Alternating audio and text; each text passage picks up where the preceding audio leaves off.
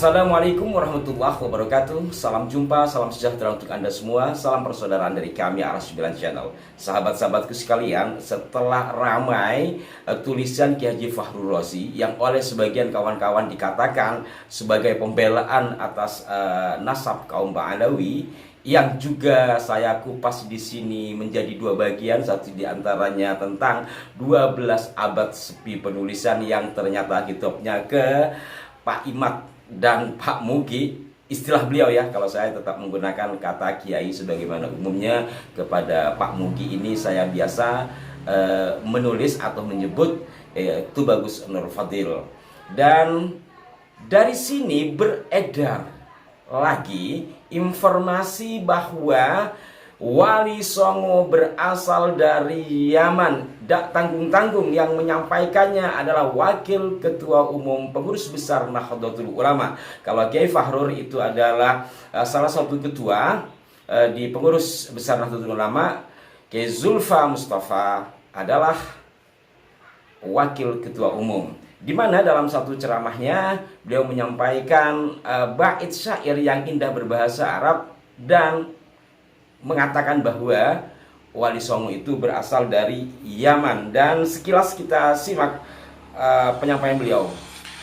Karena memang tanah Jawa ini sejak dulu diberkahi Allah Subhanahu wa Ta'ala dengan banyaknya orang-orang alim ar-rabbani.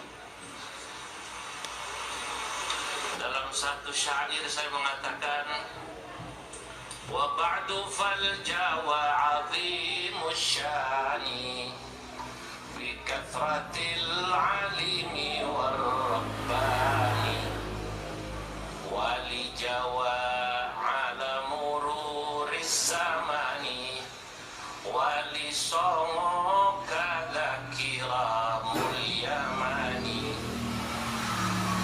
Wa ba'du fal Jawa, sesungguhnya pulau Jawa ini alimus syani, besar posisinya, besar derajatnya, bikathratil alimi war rabbani, karena banyaknya orang alim yang rabbani. Wali Jawa ada mururiz zamani, sejak dulu di tanah Jawa banyak para wali yang memang asli dari Jawa. Wali Songo kada kiramul yamani, begitu juga Wali Songo dan masyayikh-masyayikh, ulama-ulama, para habaib yang mulia-mulia yang datang dari Yaman. Kiranya cukup. Sederhananya begini, bahwa Wali Songo itu siapa dan dari mana, mestinya ini dulu yang kita kerucutkan. Ini juga termasuk kepada sahabat-sahabat yang berada dalam Laskar Wali Songo dan sebagainya ya. Ada Laskar Sabila atau apa yang membawa-bawa nama Wali Songo. Karena apabila kita mengatakan Wali Songo, siapa sih sebenarnya Wali Songo? Ada berapa orang? Ini juga kan ada beberapa teori yang harus kita pahami. Ya, Wali Songo kalau Kiai Gus Sunyoto ini kan menghitungnya dari Sunan Ampel ya, dari Sunan Ampel memiliki putra, memiliki murid dan seterusnya, kemudian membuat sebuah gerakan dakwah yang dalam waktu lebih kurang 50 tahun berhasil. Jadi Ki Agus menghitung Wali Songo itu dari Sunan Ampel. Sementara kalau kita baca dalam buku Pak Solihin Salam umpamanya, itu Wali Songo dihitung dari Maulana Malik Ibrahim. Di buku tadi itu Ki Agus, Maulana Malik Ibrahim diletakkan pada penyebar Islam sebelum Wali Songo, pra Wali Songo. Begitu juga dengan Syekh Jumadil Kubro dan yang lain-lain yang menyebarkan Islam sebelum Sunan Ampel, artinya sebelum era sistematis dakwah Sunan Ampel dengan murid dan anak-anaknya, yang kemudian dikenal dengan istilah Wali Songo. Itu Kiai Agus menyebutkan sebelum masa itu adalah dakwah pra Wali Songo.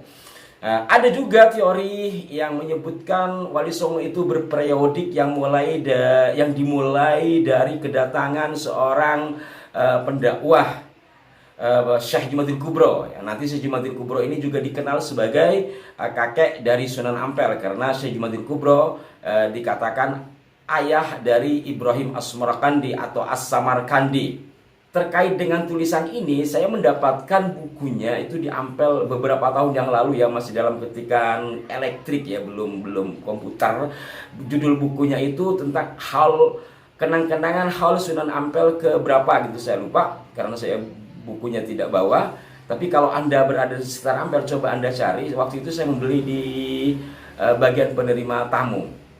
Nah, buku itu, kenang-kenangan Sunan Ampel itu dikatakan menerjemahkan atau menyempurnakan dari sebuah buku berjudul Kanzul Ulum Ibnul Battutah.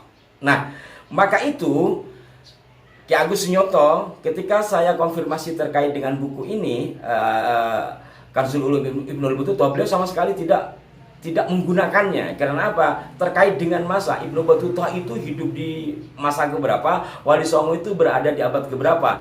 Itu yang menjadi catatan Ki Agus, sehingga tidak menggunakan dari buku yang katanya diambil dari Kanzul Ulum Ibnul Battutah.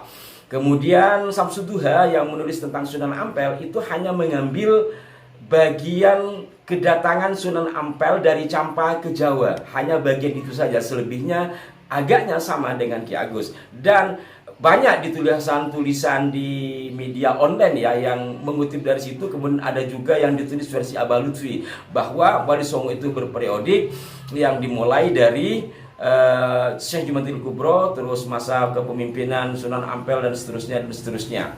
Menurut hemat kami, ini sepakati dulu deh gitu. Ini sepakati dulu. Wali Songo itu yang mana dan siapa? Kalau melihat dari Ki Agus tadi kan sudah, beliau menggunakan era Wali Songo itu dari masa Sunan Ampel, dan menurut hemat saya lebih bisa diterima tanpa menyampingkan yang lain. Dan tentang istilah Wali Songo itu sendiri, mungkin ini bahasan yang lain ya. Nah, kembali lagi kepada Kiai Zulfa Mustafa di dalam syairnya tadi, bahwa beberapa penulis di masa lalu, memang termasuk dalam buku Ki Agus juga, ini mencantumkan bahwa Wali Songo itu ke atasnya setelah Syahid Mirbad, dia ke atasnya ke leluhurnya para habaib itu juga gitu. Jadi satu jalur dari Imam Ubaidillah, sehingga ketika melihat kepada, anggaplah pucuknya Imam Ubaidillah yang memiliki putra Alwi, yang menurunkan putra yang sebagian disebut Habib, kemudian sebagian lagi menjadi Wali Songo, maka dikatakan bahwa Wali Songo itu berasal dari Yaman. Dan itu sangat ramai beberapa tahun yang lalu. Saya pernah disemprot oleh kawan karena menolak teori itu. Dan saya juga pernah mengulas hal ini sekitar 2 atau 3 tahun yang lalu ya, di salah satu kanal YouTube. Artinya, andai pun atau katakanlah teori ini benar, bahwa Wali Songo itu ke atasnya ke Ubaidillah, katakanlah demikian dulu, apakah pas dikatakan bahwa Wali Songo itu berasal dari Yaman? Kalau saja kita menghitung dari Syekh Jumatil Kubro, Syekh Jumatil Kubro kan tidak berangkat dari Yaman. Kemudian Ibrahim Asmoro, anaknya atau bapak dari Sunan Ampel, Ibrahim As-Samarkandi jelas-jelas dari Samarkand. Ki Agus di sini cukup rinci menjelaskan posisi Samarkand itu di mana. Apalagi kita menghitung dari Sunan Ampel, jelas-jelas Sunan Ampel dari Cempa. Ibunya Sunan Ampel adalah putri dari penguasa Cempa. Menurut teori Ki Agus, neneknya malah masih berterah dari kerajaan Kediri. Dapat dikatakan bahwa Sunan Ampel itu adalah ulama Nusantara, karena beliau lahir di Cempa. Cempa itu dulu menjadi bagian dari Majapahit. Buktinya ya, putri dari penguasa sana dinikahi oleh Raja Majapahit Brawijaya V. Maka Sunan Ampel menurut hemat saya adalah ulama Nusantara. Lah kok bisa dikatakan Wali Songo itu berasal dari Yaman atau berdarah Yaman? Atau Maulana Malik Ibrahim, jelas-jelas Maulana Malik Ibrahim di inskripsi makamnya berasal dari Persia, daerah Kashan ya. Jadi bukan dari Yaman. Ini saya tidak menolak Yaman. Tetap aja saya berusaha untuk tetap istiqomah berdoa, Allahumma barik lana fi syamina wa yamanina. Tapi kita dudukkan persoalan ini sesuai dengan porsinya. Ini anggaplah benar bahwa Wali Songo itu ke atasnya ke Ubaidillah. Tapi kan mereka beranak pinak kemudian datang dari Sisi mana? Kalau hanya mengambil leluhurnya, saya waktu itu mengatakan demikian. Kenapa tidak dihitung dari Kanjeng Nabi Muhammad SAW sekalian?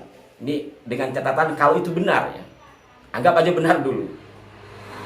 Kenapa tidak Wali Songo yang berdarah Mekah? Karena kakek moyangnya adalah Kanjeng Nabi Muhammad yang lahir di Mekah. Atau berdarah Madinah karena kakeknya wafat di Madinah. Kenapa nggak ke sana? Kenapa harus Yaman? Itu yang menjadi pertanyaan saya pada saat itu, yang berbuah saya disemprot. Tapi tetap saja walaupun disemprot, ya insya Allah tetap berusaha konsisten gitu. Dan sekarang ada penyampaian dari Kiai Zulfa Mustafa yang menjadi ramai. Tapi sayang juga sih, dari sebagian kawan-kawan yang mengkantornya itu nampaknya lebih pada kemarahan, minta MLB dan segalanya. Kenapa tidak berusaha memberikan pencerahan lah? Apakah saya sudah memberikan pencerahan? Mudah-mudahan apa yang saya sampaikan ini menjadi pencerahan, mudah-mudahan. Dan hal lain kaitannya dengan Wali Songo ke atasnya ini, banyak versi lain termasuk di buku ini ya, yang diambil dari manuskrip abad 18 dan 17-an. Kemudian juga kalau saya kembali kepada penuturan Gus Fahrur yang menyebut Pak Mugi, apa yang disampaikan Tubagus Mugi itu juga pernah saya diskusikan baik di PBNU di lantai 8 ya, kemudian juga dengan sahabat kami di Cirebon ya, yang pernah menelaah tentang manuskrip yang ke atasnya memang ke Musa Kazim. Berikut juga penyampaian dari Kiai Zabidi dari Nat kalau tidak salah beliau, serta dari Ketua Naat Nakaba Ansar Audatisah yaitu Kiai Madura, Kiai Ilzamuddin juga sama mengatakan ke Musa Kazim. Menurut hemat saya, kenapa kiai-kiai ini tidak bertemu saja lakukan pembahasan secara komprehensif? Kalau kemarin terjadi pertemuan di Banten itu kan penyampaian sekilas gitu. Sehingga dari sini bisa dirumuskan, disimpulkan bahwa Wali Songo itu ke atasnya siapa sesuai dengan data-data yang ada. Data manuskrip lah setidaknya yang ada di Nusantara yang lebih tua atau yang paling tua dari manuskrip-manuskrip yang ada. Nah, terkait hal ini insya Allah saya akan putarkan nanti di video yang lain pernyataan dari Kiai Zabidi dan dari Kiai Ilzamuddin. Mudah-mudahan ini menjadi manfaat bagi kita semua. Kalau saya ini kan hanya sebagai penyampai ya, bukan ahli.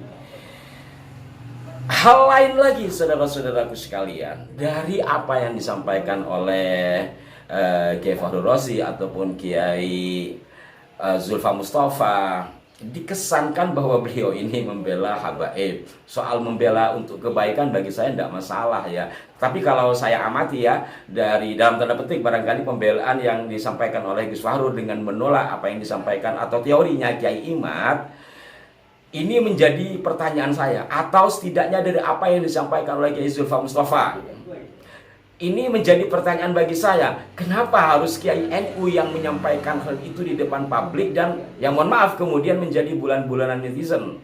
Habibnya kemana? Rabithah Alawiyah kemana?